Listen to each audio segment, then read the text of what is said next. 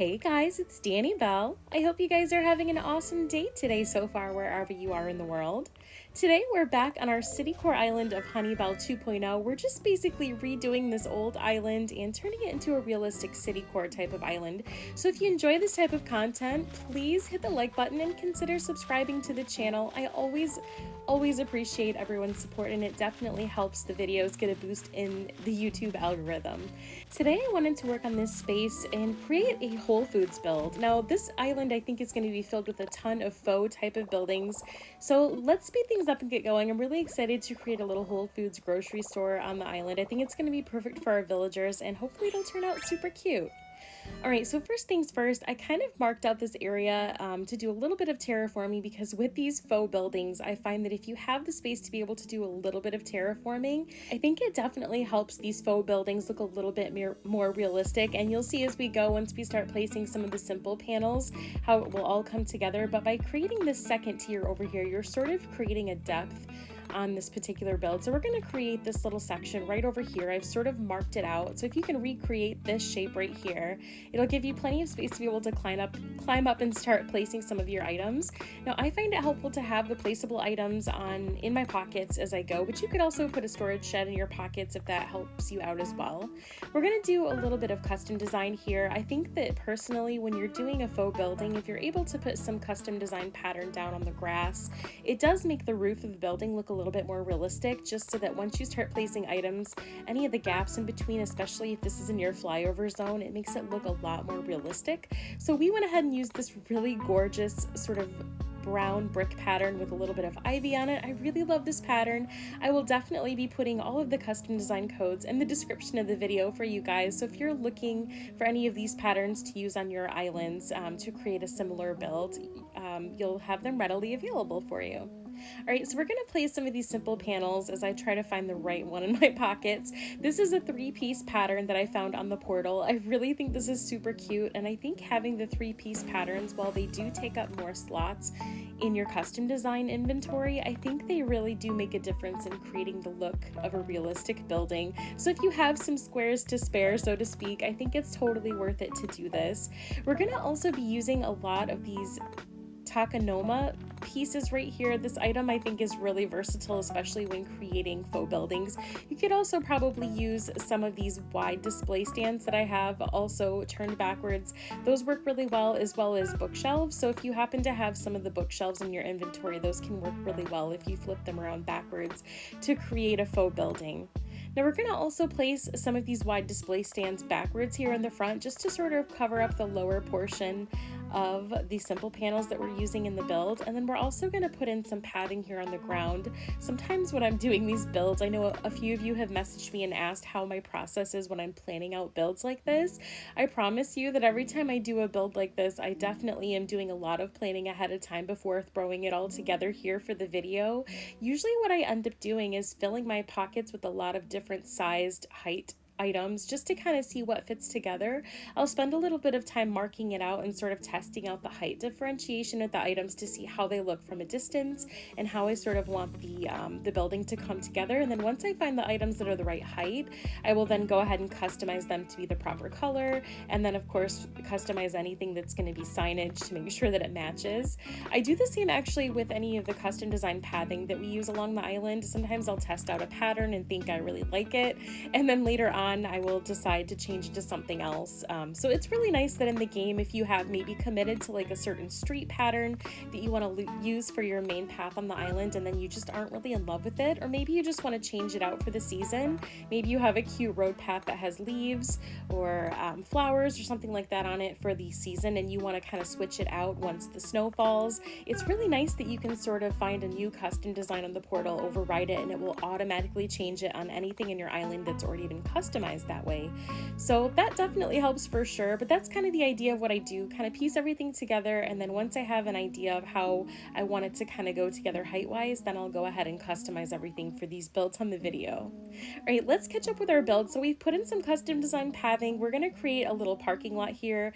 I love this little glass door pattern as well. This is something that I think is pretty versatile that you can use on your island for different buildings, especially if you have a city core type of island. I think having a lot of the glass doors can for sure make a convincing, realistic type of city and building. And then we're sort of just creatively pushing all of these items together to make sure that we have the right shape and are able to kind of fit in things like these decorative pillars to sort of bring everything together. And then to cover this up, we're going to put a couple more of the simple panels with this ivy brick pattern here in the front, and then a couple more of these wide display stands. I love these things because, oh my gosh, guys, you can totally put items inside of them, and I think they look amazing. This has been all over Instagram and Pinterest, so it's definitely a huge trend in our Animal Crossing community, but I love that you can place items in here. It sort of definitely gives the look of like a shop or store, something like that you can see in a shop window, and I just think it's super cute and charming. All right, we're going to deck out this area with a lot of different items like this cute grocery bag and some of these stacked shopping baskets. And then I wanted to create a little cart corral because these shopping carts, oh my gosh, stop. They are so cute. I love that they're customizable as well. You can take them to Harv's Island and get them customized by Reese and Cyrus if you're not really set on the color of it. And I just think they're super cute. So it's really nice to have some of these new 2.0 items in the game. I really, really, truly, from the bottom of my heart, wish that we were getting more items and some future updates for Animal Crossing New Horizons, but I guess we just have to trust Nintendo, and for whatever reason, since they decided not to give us any more major updates in the game, I think it's safe to say that we're probably not going to be getting more items. I mean, you never know, but I've kind of lost hope on that, so it definitely has pushed me as far as creativity goes to think about all the items in the game and kind of decide from build to build what's going to work, what fits together, and I don't know, I guess it's sort of a neat way to be able to get used to having inventory in my head of what items exist in the game. All right, we're going to create this little parking area with this truck item. I love that you can customize the side of the trucks as well. So truthfully, if our Whole Foods sign was just one square, I think it would be perfect to put a custom design on the side of the truck. But since it's 3 squares, it's not going to work for the truck today, but still looking pretty stellar. I wanted to create this little shipping area where all of the produce and supplies and everything come into the store before they're placed on display. And then we're going to go ahead and create our parking lot. So I'm going to use a lot of this crosswalk and road pattern. Now, this one we used in the very first build on the island. If you missed that video, please check it out. We did a city core entrance and we did sort of like a crosswalk area with a bus station and used a ton of this road pattern.